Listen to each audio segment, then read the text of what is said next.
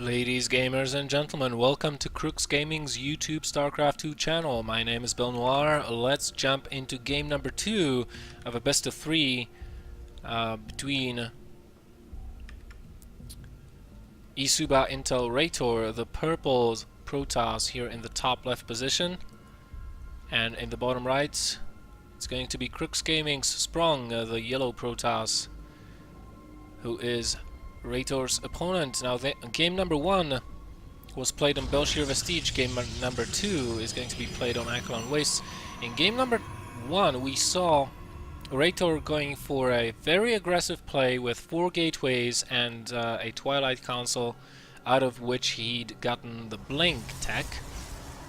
SpronG opened up with a 1-gate Stargate into 3 gates. Later on, he added a Robo and was able to defend Reitor's push with 3 Immortals, a couple of gateway units, 3 Phoenixes, and a Void Ray. Now let us see. Acheron Wastes is a little bit different of a map. Lends itself a little bit more to macro plays, although all-ins are still possible. Especially if your opponent goes for an expansion. The photon overcharge extends only up to here. So you can actually position your army, your attacking army, here on hold position, and you can pick off at the units. You can even go up the ramp, because the photon overcharge does not cover the entirety of the ramp. And if you go for Blink, you can actually bypass the defenses and go inside the main base quite easily. Also, this is blinkable, right? So you can abuse that as well. SpronG going for the scout right now. Reitor deciding to be lazy and just not scout with his probe. Come on, probe. Scout. There we go. There we go. So as far as the openings are concerned, again, both players opening up with double gases, getting their 1 gateway and cybernetic score. Now, the previous game, Reitor was... well, he did get a 2nd gateway. Let's see if he will be getting a 2nd gateway this game as well. Of course, with a 2nd gateway being built, your tech will be a little bit slower compared to your opponents. And it looks like the same openings from both players. Reitor getting a 2nd gate, SpronG deciding not to. Instead, he's getting a Zealot. Wow. Will he actually let that Zealot finish? That would be quite interesting if he did do that. And let us see. Reitor again getting the Mothership Core first, will be followed up by a Stalker.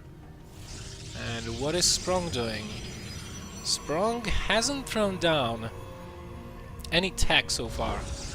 Only now is he throwing down the Stargate, and looks like it's going to be the same builds. No, not going to be the same builds. This time Reitor is not going to be waiting for that Twilight Council and for that Blink tech.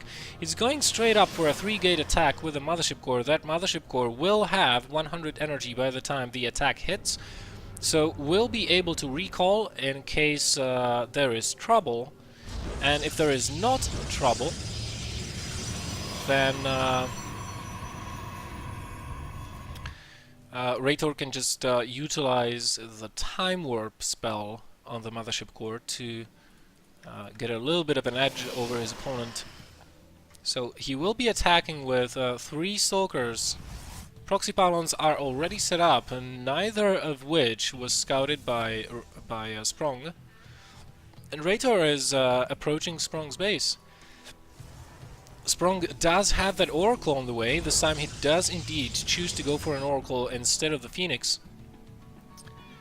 The previous game he opened up with Phoenixes. Did not work as well initially, but later on those lifts came in pretty handy once he did have those Immortals up. So Reitor pushing in, and SpronG going to probably lose this Stalker even, as the Warp Gate is finishing up.